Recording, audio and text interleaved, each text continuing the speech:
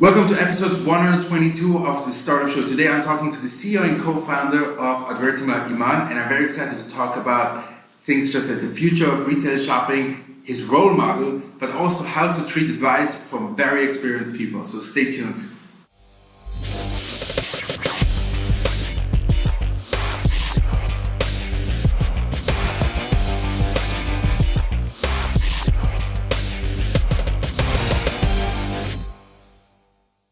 Welcome to episode 122 of the Startup Show. Today I'm here at Startfeld in St.Gallen and I'm very excited to speak to the CEO and co-founder of Advertima. Iman, welcome to the show. I'm really excited to have you here with me because I've been trying to chase you for a very long time to get you onto the show, and I'm very excited that it finally happened. So as usual, the person in the hot seat, my guests, get about a minute and a half to introduce themselves to my audience. So it would be a great pleasure to hear a little bit more insights about you. Thank you very much. I was born in Iran in 1986. My parents came to Switzerland when I was 9 years old. And I studied here banking and finance in Zurich, at the University of Zurich, at the University of St.Gallen Entrepreneurship.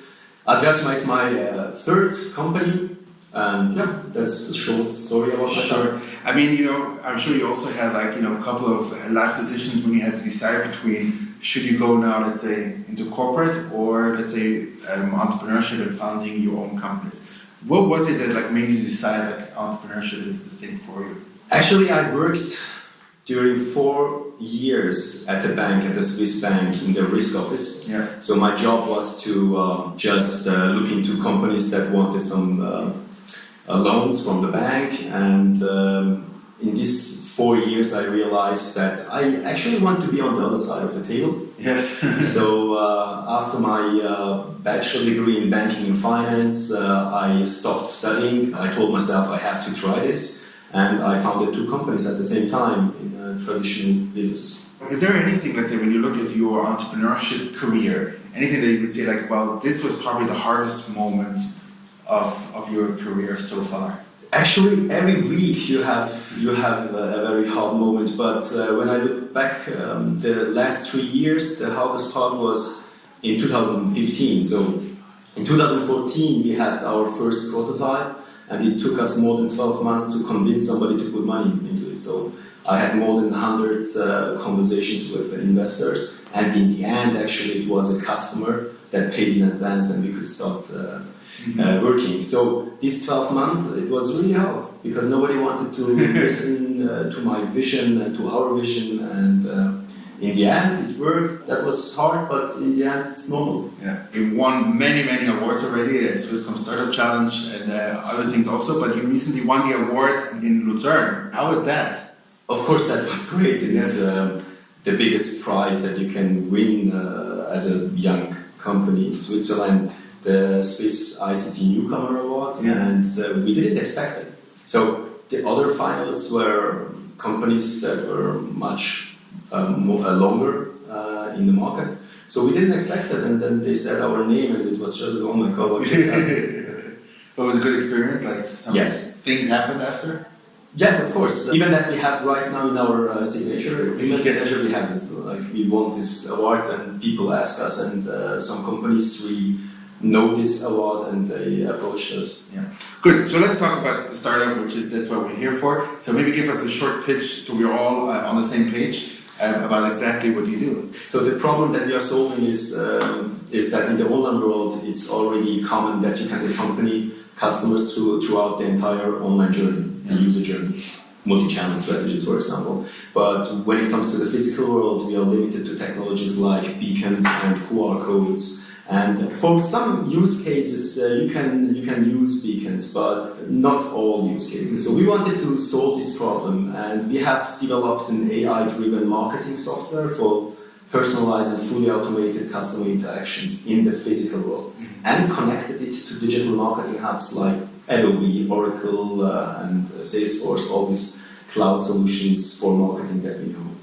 So what our software does is uses 2D sensors and 3D sensors like cameras to analyze several people in the physical world at the same time and interpret what they are doing, what the behavior of them is, and then decides in real time what to show them at what time and where should they stand when I approach them. Mm-hmm. And in the end, it plays out those experiences on output devices like screens, or uses also light systems and everything that could help to create these multi-sensory experiences needed to create some fun and personalized information for the people. Sure. So let's make it a little bit more practical. Maybe, I mean, you don't have to mention any client names, but maybe you can, take one industry that you're like currently working closely with and explain how they're using your tech to actually, whatever, increase following, increase revenue, increase whatever. Imagine in a shopping center, for example. Yeah. What's the goal of a shopping center? The shops inside the shopping center earn money. What the shopping center wants is that people go into the stores, that the stores are happy.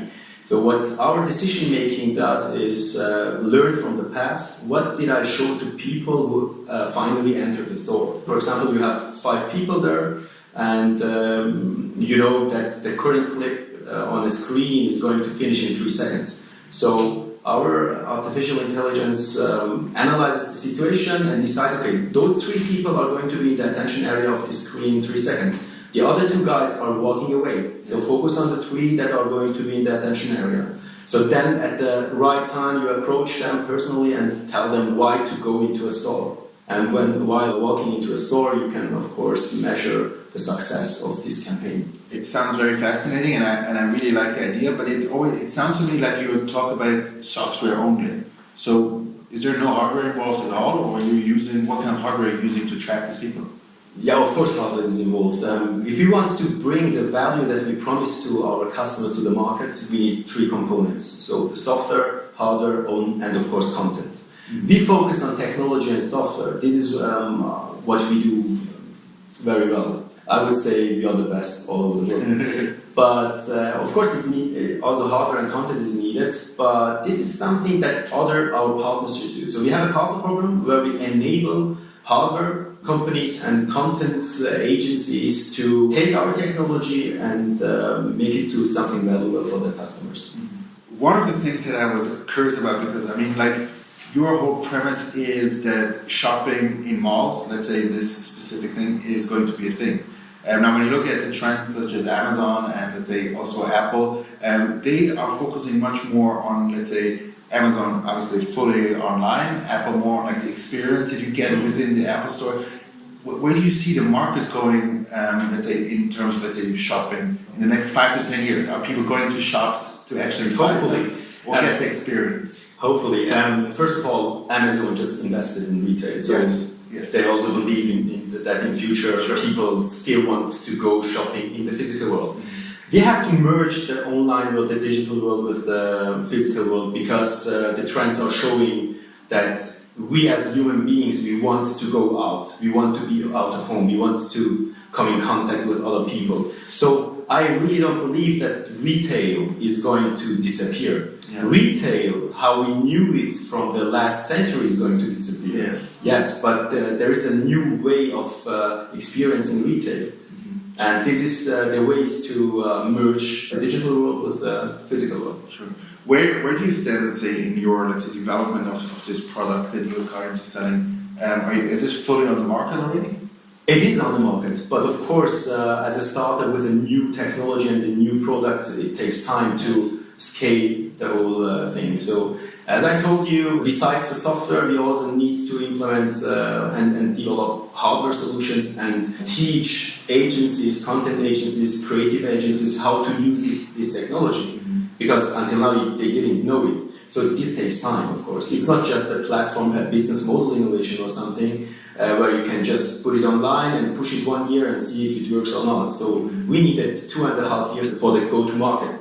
So we have more than 10 customers at the moment. With them, we developed the whole solution. We made public pilots with them, and now we are negotiating for the rollouts. It's working very well, and we are pretty sure right now that it's going to be rolled out. How do you see the product market fit in your company? Actually, we don't see a big problem there. The key is that there are, of course, methodologies how you can set up a startup. Yeah. And one of the most important things is that you understand the market and you build the product, that the fit is already done before you build it. Yes. Like, we know what the needs of our customers are because we built this product with our customers. You know what the goals of the customers are? Like, is it maximizing the amount of people who receive relevant information. We have customers who tell us this is what we want. So, for example, advertisement. Or is it the goal to increase footfall? Is the goal to prolong stay duration?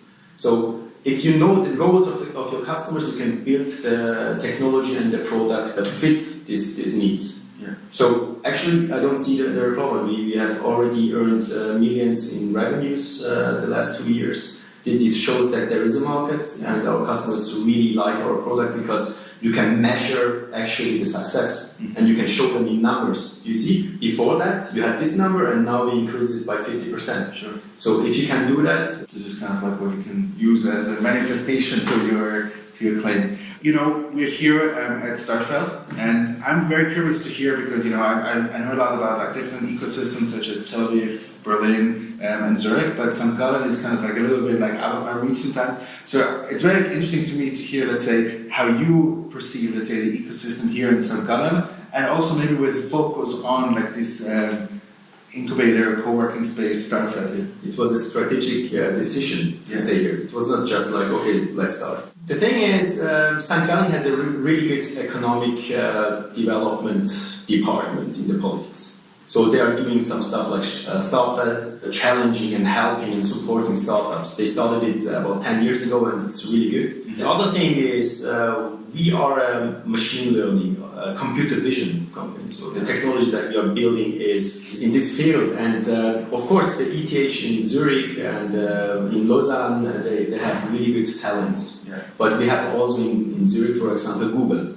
So they pay a lot of money to get those people from the university directly. Yes. And we said this is a big risk. So what we wanted to do is to have the possibility to grow very fast without having any concerns about competition like Google is taking away the talents. So what we did with the city of St. Gallen and canton of St. Gallen, we made a deal. They are helping us to bring people, specialists to St. Gallen. And actually, there are a lot of talented people all over the world. If you tell them, hey, in St. Gallen we are building this startup, this is what we do, they really like it, it's rocket science, it's cool, and you can build up your life here. Yes. And we will get you the work permit, and we will get you an apartment, and let's try this. This is how we grew from 4 people to more than 40 people within 1.5 years here in St. Gallen. Wow. And we love it, and it works very well. So you have a very international team, sounds to me. We are 43 people at the moment, and we have 25 nationalities. How is that with all of this? Is the reason we are so innovative, actually. So the diversity in this company is great. Yes. So you have people who studied almost the same. I mean, the technology team, we have people who studied machine learning, computer vision, but they still have their culture inside them, and it's different. And this helps to discuss some stuff and bring in some points that others don't see. Yeah. And this is actually the reason that we can solve problems in a new way, think out of the box. Yeah. Cool. Diversity is a very important thing in your team. So to wrap up the first part of the show, one of the key things, is there anything that you would say is not perfect yet, let's say, in the St. Gallen ecosystem, where, let's say, you still feel, we can even expand it to Switzerland, where you would say, like, well, looking at, other startups, maybe, different verticals, you would say we still need to work on the ecosystem at some point, or you think everything is good at the moment? Actually, I believe if you are a good startupper, you can handle all situations, even in an environment that has not a lot of startups. You can handle that situation. It's your job to convince, for example, investors to come to St. Gallen. Yes. So I don't believe that there is any investor who says, no, I invest only if you are in Zurich. This is one point. But actually, of course, the network is very important in this scene. So the ecosystem here in St. Gallen is not that big at the moment. So that means a lot of effort, more than other startups in other cities like Zurich or Berlin. Actually, we have an office in Berlin with 8 people, but we have no investor from Berlin. So in the end, it was the other way around. So our investors are from all over the world, and also here in St. Gallen. As a startupper, you shouldn't care about the ecosystem. You can, if you have a vision, if you have a good team, you can build a very good startup with a very good product, even from anywhere.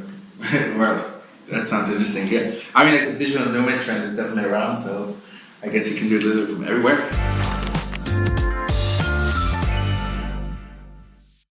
So what I do in this session, just before the video, I publish online a teaser where you can see who I'm interviewing next, and then you can ask your questions that will be answered by the most promising entrepreneurs around the world. Now, today I got a question from Walid through my WhatsApp group.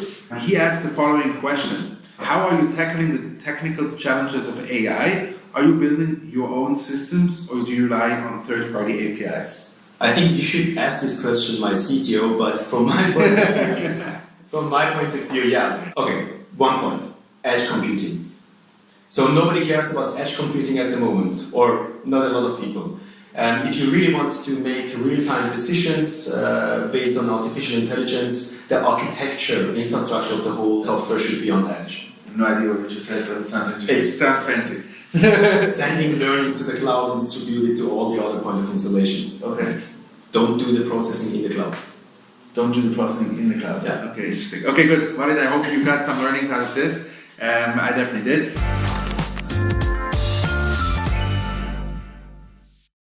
Who do you admire in the startup world? Elon Musk. No, we had him too many times. Really? Yes. Not just one answer? No. Okay. Another one. I admire still Elon Musk. Okay. No, because I believe that it doesn't matter what kind of product you have. It's if you are a good startup, you can take any product or vision and bring it to market successfully. And he's showing how. I mean, I don't disagree with you. It just he was mentioning. I know. What would you like to see in the next 5 years in your ecosystem? I would like to see more investors coming directly to this ecosystem and hear startups pitching. What would be, let's say, the USP of St.Gallen for an investor? This is not on here. Yeah, I think the University of St.Gallen is really great. They are pushing startups. Yes. And this is why we have a lot of talents here. And I believe that the theory of building a startup, the difference, distinguishing between management and entrepreneurship, distinguishing between corporates and startups, this is something that should be taught at universities, and here at the University of St.Gallen it is. I made it. The next one, finish a sentence. My biggest mistake as a startup is, or was? I didn't make any mistake. No, actually, I'm sorry, I can't finish that sentence because everybody makes mistakes, and I can't even say what's the biggest one. But the mistakes that you did and the good decisions that you made, they brought you where you are right now. So if I didn't make those mistakes, maybe I wouldn't be here. So sometimes mistakes are good. Okay, so make the best out of the mistakes. Good. Yes, exactly. What messaging platform are you using to communicate with your team? Slack. And we forbid everything else. It's Slack. Forbid? Yes. It's forbidden to send any emails, any WhatsApp. Communication is key. So not even WhatsApp?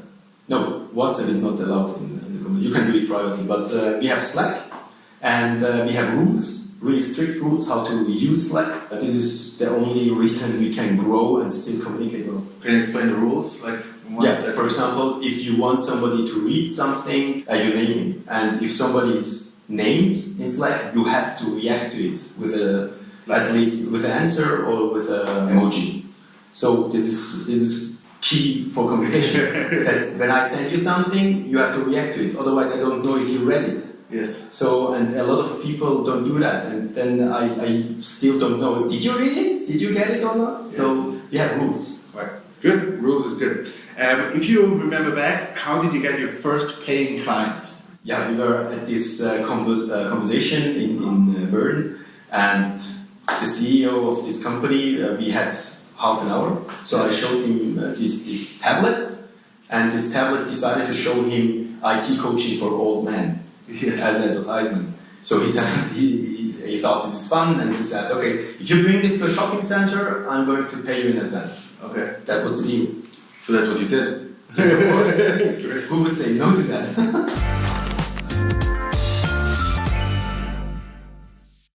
In the fourth part of my show, it's your moment to leave a legacy for the future generations, where you give over some kind of expert advice. And keep in mind, we have a lot of entrepreneurs, aspiring entrepreneurs, venture capitalists, aspiring venture capitalists, but also a lot of students. So if you would tell them one piece of advice that you would say, I wish I knew, and I would like to leave that as a legacy for the future generations.